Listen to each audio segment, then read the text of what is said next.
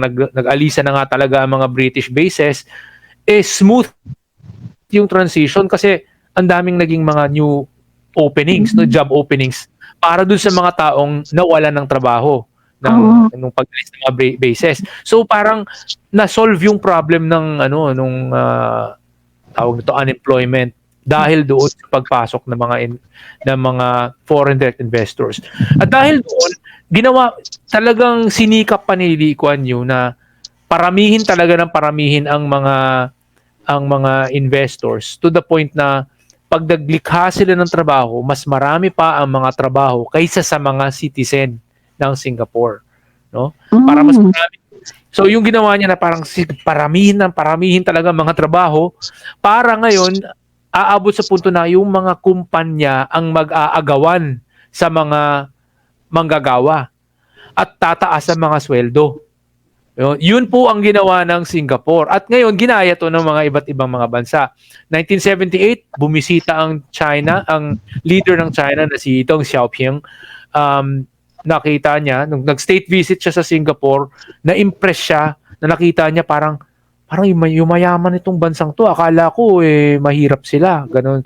And nagtanong siya kay Lee Kuan Yew, ano ba sikreto nyo? At syempre, binanggit ni Lee Kuan Yew yung sikreto nila, which is nagpapasok sila ng maraming mga foreign direct investors. And inisip ngayon ni Deng Xiaoping, gawin ko kaya to sa China. Kaya ang ginawa niya, gumawa muna siya ng pilot testing ground, no? Yung may isang area doon sa malapit lang sa Hong Kong, nasa kumbaga across the border with Hong Kong. Meron siyang nahanap na lugar at sinabi niyang, sige, mag-set up ako ng mga dito, yung parang infrastructure dito at mag-iimbita ako ng mga kumpanya na mag-invest dito.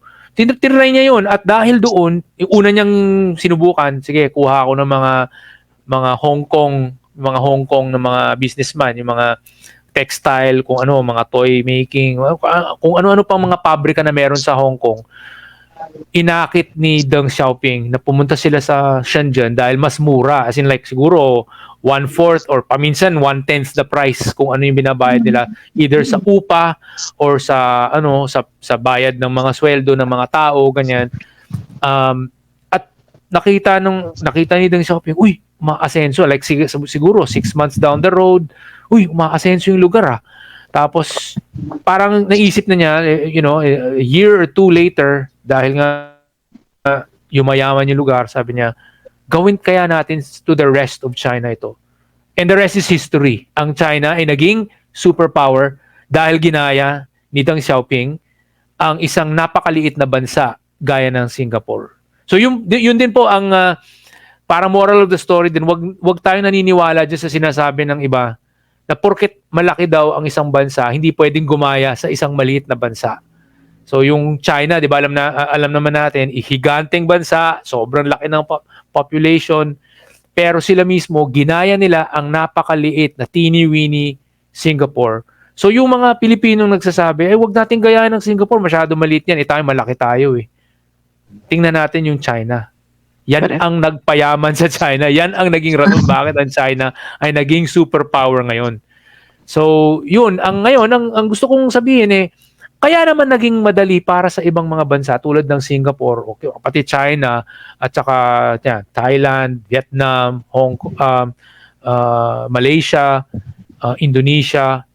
Bakit sila lahat ay madaling nakapag-akit ng mga foreign direct investors? Unang-una, unlike the Philippines, wala po silang mga anti-foreign direct investment restrictions sa loob ng kanilang saligang batas.